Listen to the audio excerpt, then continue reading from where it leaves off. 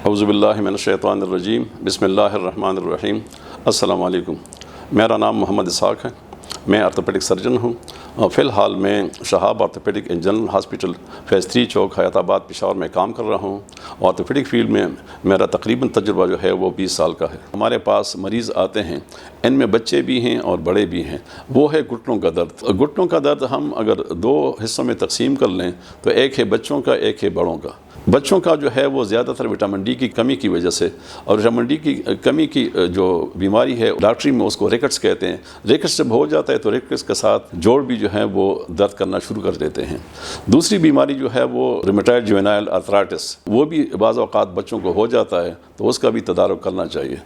بڑوں میں جو ہے وہ عمر کے ساتھ ساتھ ان کا کام بڑھتا ہے بلکہ کم نہیں ہوتا، تو ان کے گھٹنے جو ہیں وہ گھس جاتے ہیں اور ان کا جو ہم عام طور پر سپیس کہتے ہیں وہ کم ہو جاتا ہے۔ اس میں وہ یہ خیال بھی نہیں کرتے کہ ہمیں گھٹنوں کے بل نہیں بیٹھنا چاہیے یا سیڑھیاں نہیں چڑھنی چاہیے، تو وہ کام کرتے رہتے ہیں اور اسی کی وجہ سے ان کے گھٹنے جو ہیں وہ اور بھی زیادہ خراب ہو جاتے ہیں۔ تو دونوں صورتوں میں پہلے تو ہم جو ہے دوائیاں دیتے ہیں۔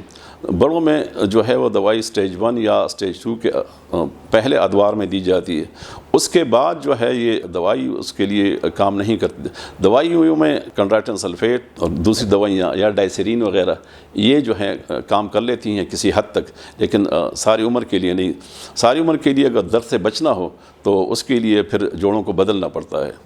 اور بچوں کے لیے جو چیز ہے وٹامن ڈی کی کمی، ریکٹس وغیرہ، تو اس کو علاج کرنا چاہیے۔ گھٹنوں کی بیماری پر منتج ہو جاتی ہیں۔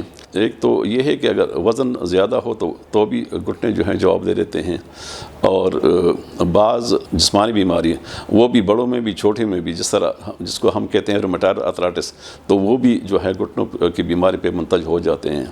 تو اس کی وجہ سے گوڑے جو ہے وہ جواب دے دیتے ہیں اور وہ گھس جاتے ہیں، تو وہ درد جو ہے وہ پھر ٹھیک نہیں ہوتا۔ اس کے لیے پہلی دوائیاں دینی پڑتی ہیں، پھر بعد میں اگر بالکل نہ ہو تو اس گھٹنے جو ہے وہ چینج کرنے پڑتے ہیں۔ آج کل دیکھا گیا ہے کہ بچے ہوں یا بڑے ہوں وہ فاسٹ فوڈ کا استعمال زیادہ کرتے ہیں، اور جو دوسری غذائیں ہیں، صحیح غذائیں ہیں، ان کا استعمال کرتے یا نہیں ہیں یا کم کرتے ہیں، تو اس کا اثر جو ہے وہ گھٹنوں کے پہ بھی ہو جاتا ہے اور گھٹنے جو ہے وہ درد کرنے لگتے ہیں۔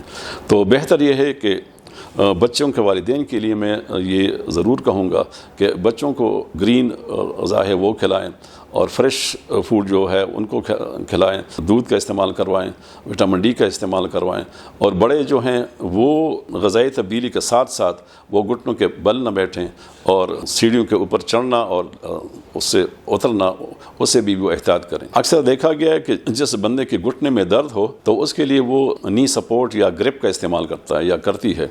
تو میں یہ مشورہ دوں گا، کیونکہ یہ چیز بعض اوقات گھٹنے سے نیچے جو ہے وہ سوجن کا باعث بن جاتی ہے، تو اس کو اگر استعمال نہ کریں تو زیادہ بہتر رہے گا، یا اگر کرنا بھی ہو تو احتیاط کرے کہ نیچے اگر سوجن ہو جائے تو اسے فوراً ہٹا دیا کرے، بلکہ بہتر یہ ہوگا کہ وہ سٹک کا استعمال کریں۔ لیکن سٹک کا استعمال اس طرح ہے کہ اگر آپ کے دائیں گھٹنے میں درد ہو تو سٹک جو ہے وہ بائیں ہاتھ میں رکھنا چاہیے۔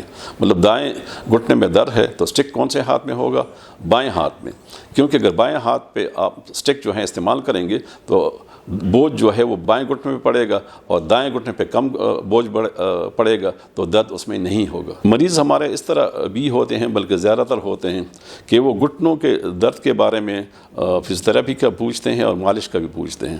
تو مالش کا تو ہم کہتے ہیں کہ مالش نہ کریں، مرہم ہو یا اور چیز ہو یا زیتون کا تیل ہو تو وہ لگانا چاہیے، لیکن اس سے مالش نہیں کرنا چاہیے کہ اس سے سوجن ہو جاتی ہے پھر۔ البتہ جہاں تک فزیوتھراپی کا تعلق ہے تو یہ بہترین وہ چیز ہے کہ بندہ خود بھی، ڈاکٹر خود بھی اس کو بتا دیتا ہے کہ فزیوتھراپی آپ نے اس طرح کرنی ہے، اور ساتھ ہی ساتھ اس کو فزیوتھراپسٹ کے پاس بھی بھیج دیتا ہے کہ وہ بھی فزیوتھراپی جو ہے اس سے کروا لے، اور اس کے پاس مختلف ایلیمنٹس چیزیں ہوتی ہیں کہ ان سے بھی وہ فزیوتھراپی کے لیے وہ علاج کر سکتا ہے۔ میرا آخری پیغام آپ کو یہی ہوگا کہ آپ کو اگر گھٹنوں کی تکلیف ہے تو آپ یہ کریں کہ سادہ غذا کھائیں اور قدرتی غذا کھائیں، دودھ کا استعمال کریں، اور مختلف جو ہے ملٹی وائٹامن وہ بھی استعمال کر سکتے ہیں۔